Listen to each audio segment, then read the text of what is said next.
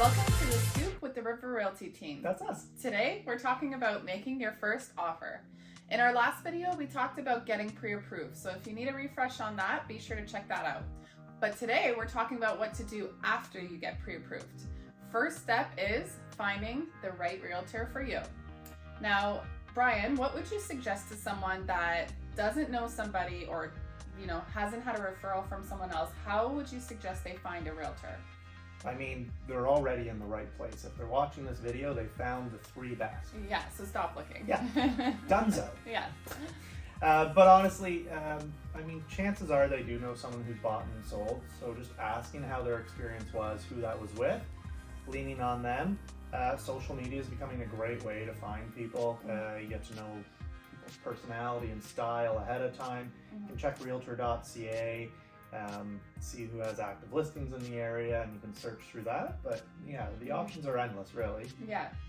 Once you have found a realtor that you want to work with, then next step is? Next step is starting to narrow down your home search. So you want to compile a list of your needs and your wants, knowing that your needs are much more important than your wants are just kind of like, it'd be great to have an elevator. And then we typically find this list changes almost immediately once you start looking at homes. What do you think? Yeah, I agree, Brian. Buyers often will change their criteria after seeing the homes and realizing their budget doesn't quite work for what they really want, and then they can adjust things. So when you're looking at the houses, so you narrow down your list, you start to look at houses, it's so important to keep an eye out, well, your realtor will do this for you, but to keep an eye out for obvious red flags. Some examples of red flags, Brian? Foundation issues, wiring issues, grading problems, we'll check out the roof and all this. I think it's important to know we're not home inspectors. It's not a full-blown home inspection. The buyers often laugh because they're checking out things like the kitchen cabinets, and I'm staring up in the corners of the ceilings looking for cracks or watermarks or whatever. We're looking at different things, and my goal is to make sure that somebody buying a house isn't wasting money on a home inspection if there's obvious things I should be able to find. Yeah. If there's things that we can see, we are telling our clients that just to make sure that there's no misinformation. And then after, let's say you've seen a bunch of houses and then you narrow it down to one, one of the first questions I get after we find one that we like is, what do you think we should offer? So with that, what do we do? So your agent should be doing a comparative market analysis for you to determine the value of the home. That way you know what the house is worth to make your first offer. And what's in that report? So you'd be looking at the recent sales of other homes in the neighborhood that are similar style, size. They could be doing some adjustments as well. So if one house didn't have a garage, if it does have a garage, vice versa. So there's a lot of information in that report that helps you determine the value. So now that you know the value of the home or what the home should be worth, the next step is writing an offer. And how would you go about doing that? So between you and your realtor, you're going to put together, they're going to put together a bunch of offer documents, and they'll ask you questions like, what do you want the offer price to be? What do you want the deposit to be? Your closing date, inclusions and exclusions, if there's any rental items in the property. And then the bulk of the offer is going to be if there's any conditions or clauses included on the Schedule A at the end of the agreement of purchase and sale. So some examples of conditions that you want to use in an offer: financing condition, insurance, inspection, sale of property. Yeah, if there's a septic. Any due diligence, basically. Yeah. And we're here to guide you through that. You don't necessarily need to know those things ahead of time. Certainly I've had arguments with clients saying they need certain conditions in and they don't think they do because they've done an online mortgage approval or something. So our job is to make sure you're protected going through that process.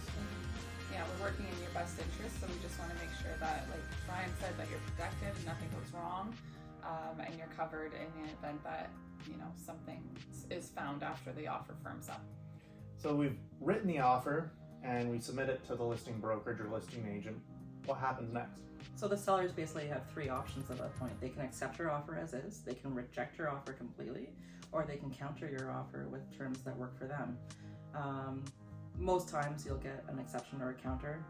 Occasionally there will be a complete rejection, but it's just something, those are your three options right there. So the seller has those three options, and in our offer, we've put an irrevocable timestamp of when our offer is valid until.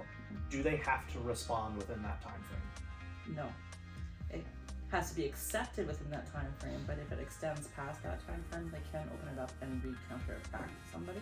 But if it is not responding in that time frame, the offer is officially dead. Yeah. So generally, we do see responses during that time frame. Common courtesy in the industry that if you're countering it, it happens there. But if someone's countering it, it's a brand new offer essentially anyway, so it can be countered after that. Exactly. Fascinating. So once the offer is accepted, you have 24 hours to get the deposit in. Typically, it's in the form of, depends on the listing brokerage, but it could be a certified check, it could be a wire transfer, an e-transfer. It all depends on the amount and the listing brokerage's instructions. Yep. And that funds, they do get deposited. And you always have that question: if I write a check, does it actually leave my bank account?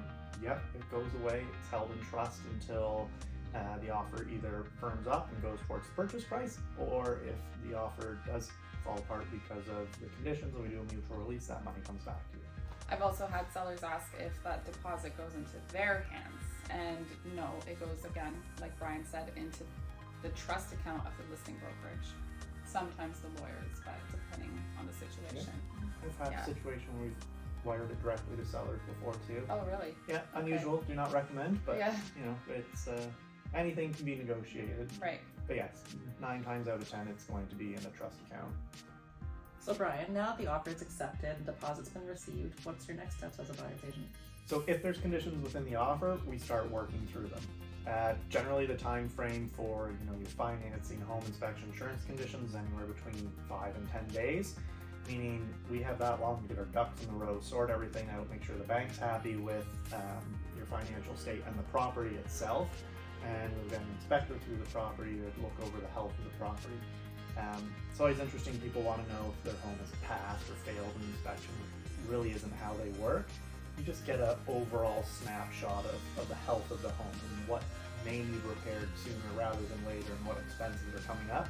And then it becomes our decision to make sure you're comfortable moving forward with what was found.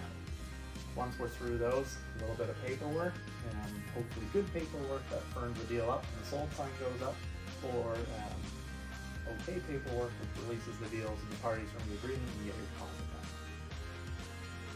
And then, so once you're firmed up, then pretty much we are working through the time of everything being firmed up and closing. Does much happen in between that time?